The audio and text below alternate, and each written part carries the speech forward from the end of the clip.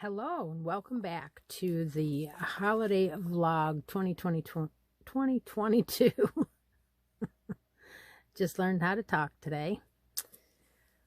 All right, we're going to do part number 6 of our mystery make along. And so today I am going to be using the variegated and the eye hook.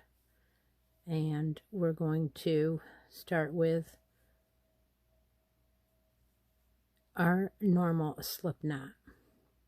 I'm going to take this and move it way over here so that I don't have it in my way. And the reason for it is our project is getting quite large, and to fit it under the camera is another story. So I'm going to lay it with the right hand side open, which is the front side of your work. And part 5 ended with 6 rows of green. Yes, I said 6, so that is all there is of the green. You may have a little bit left, but I didn't want to run out and do the 8 total rows there. So I went ahead and I changed my mind and went back to 6 on that section. And so now we're going to join in our variegated.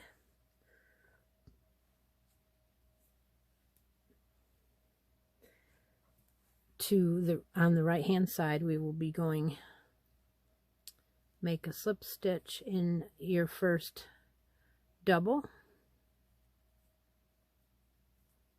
chain 1 and make a double into that first using both loops. Now we will go ahead and drop that to the back side. That end, we'll go in just the back loop only and do the first row together. Well, I'm not going to do the whole row, but we're going to go along here and do our back loop only. Now I want to see that ridge, see those ridges, they still stand out just like they did, even though we didn't do the front post in the return pass. It still stands out. That's why I said there was no sense in doing it in the front loop, because it was fine. So your front of your work, you'll still work in the back loops.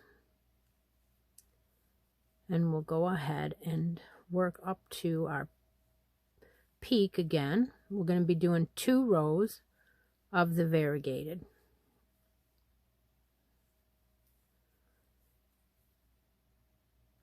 Just 2 rows is plenty. It gives you a little bit of color. It gives you the patchwork look to this, which is what I was looking for. I was looking for a vintage patchwork look, and I think I got it.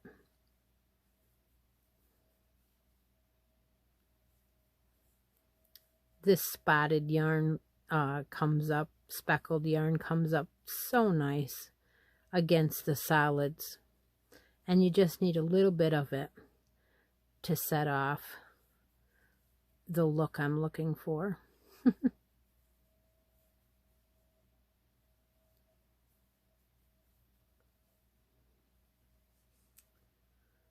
And as you can see, I did pick up the wrong hook, and I'm going to put it down and pick up the right hook now. I picked up a pink one, and it was not the eye hook, which I thought I had. I'm not going to worry about the first couple stitches. I'm just going to keep going. No one will even know any different that I was using a smaller hook, because I'm still using the right yarn. So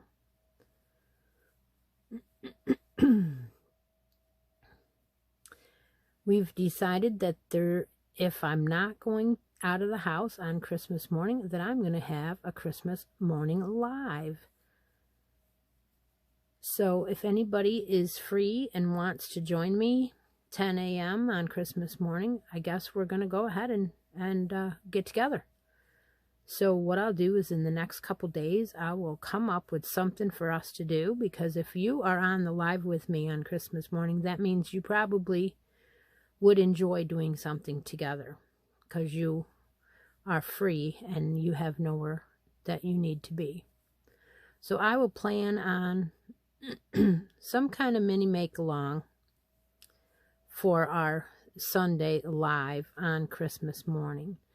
And that way, the people that are continuing to join me in the live that would like to still be there on Christmas morning can. In the top of the peak, you're still going to do your 2 doubles, chain 2, as I've been doing, and do 2 doubles. You don't have to do 2, you can do 3, but if you do 2 and this is how big your hole is, it's not going to make any difference if you do 3. It's just going to make the hole bigger. So there's no sense in that. And then we'll continue down to the bottom with a double crochet in the back loops in every stitch.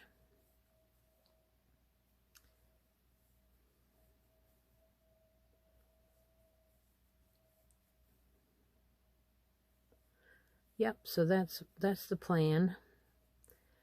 And we will go ahead and plan on a live on New Year's Day as well, because I don't think that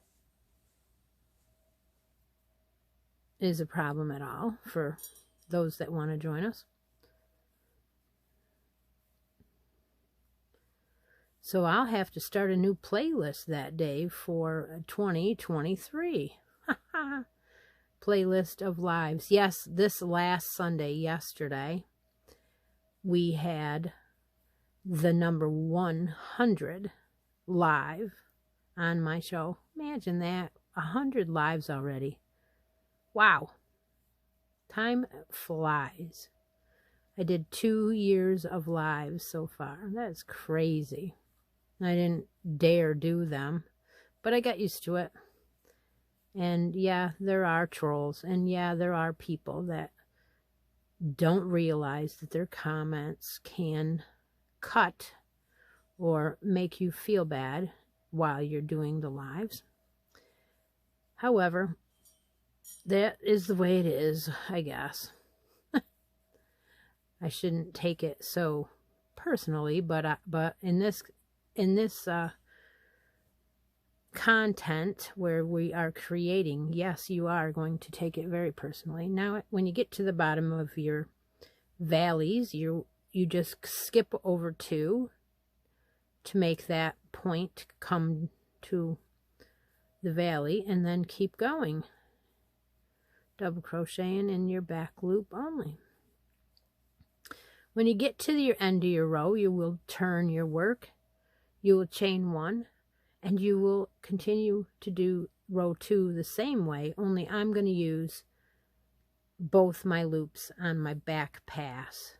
It's the back part of my work, and I don't think that it matters. So I will meet you back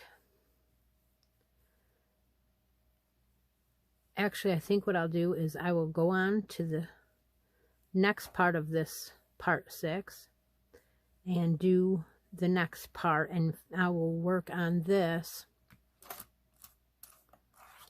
section when I'm watching TV tonight. And I have been watching Yellowstone. I don't know how many of you watch Yellowstone, but I love it. I love the horses. I love the country.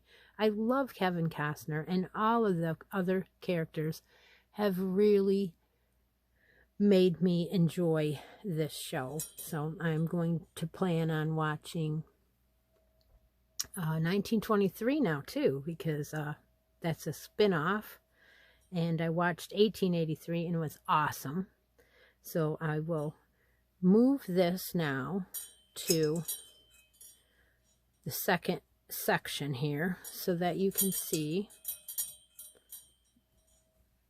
I have a pole here holding the lights up to my left, and the lights are shining down on my work like this.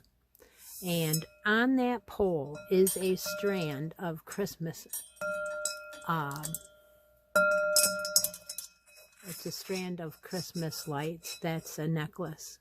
And that is what you hear when it hits. I think they are so cool. Yes, it's a little loud now that I'm whacking them around. But they sit here, and they used to light up. I guess I killed the battery. And you can't, I don't think you can replace them, but yeah, they're Christmas lights, and they're hanging from the pole, so that's what you're hearing. Okay, at this point, what we're going to do is we're going to turn our work so the front of our work is facing us. And you are going to be looking at the green sections now, and matching your green sections up. So the very first panel section, that's green, and all the way down into the green section is what we're going to be looking at. And I want to place one of the wreaths right in that green section, right in that V, and take your tapestry needle and a piece of white or the same color as the outside edge of your wreath, which mine is white, and I'm going to match that up with that color. And I'm not going to crochet it. I'm going to use the tapestry needle and sew that piece on. So what I'm suggesting is that you line up your bow with the middle of your panel right there, where the V valley or the peak comes to, and flip it over, and then anchor the first one on the back of your work and tie it down.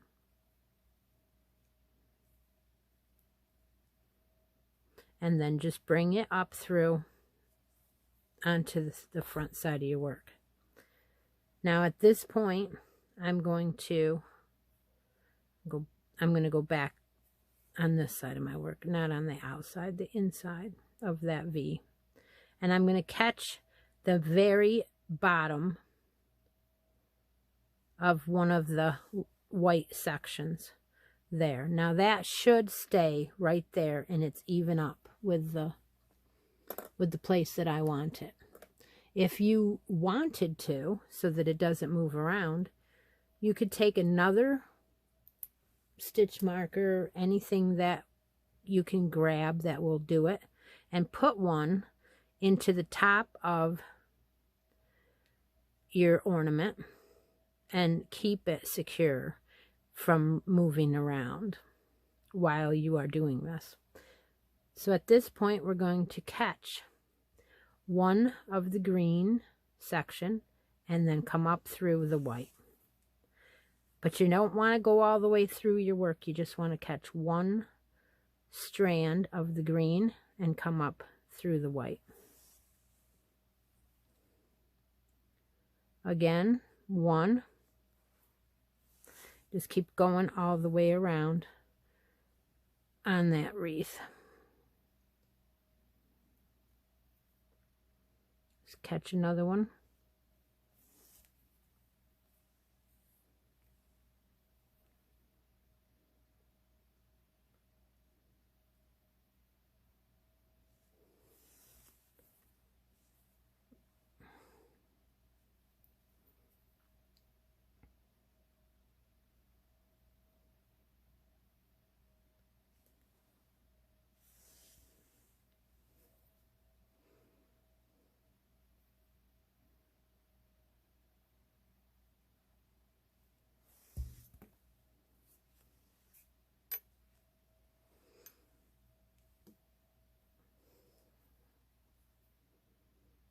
Okay, just keep going and just catch some of each part. As you get closer to your stitch marker, you can just take it out, and it's not going to go moving around now because we have several stitches in there holding it down.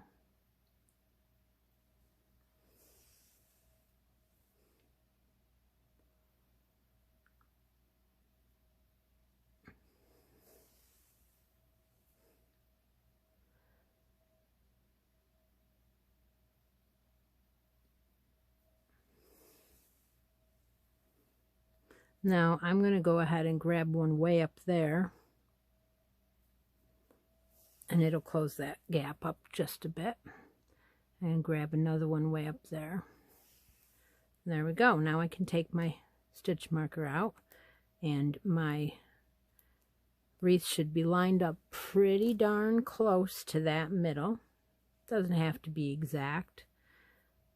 It's going to get used, it's going to stretch around, it's going to be just the most beautiful hand-done piece for those that like it.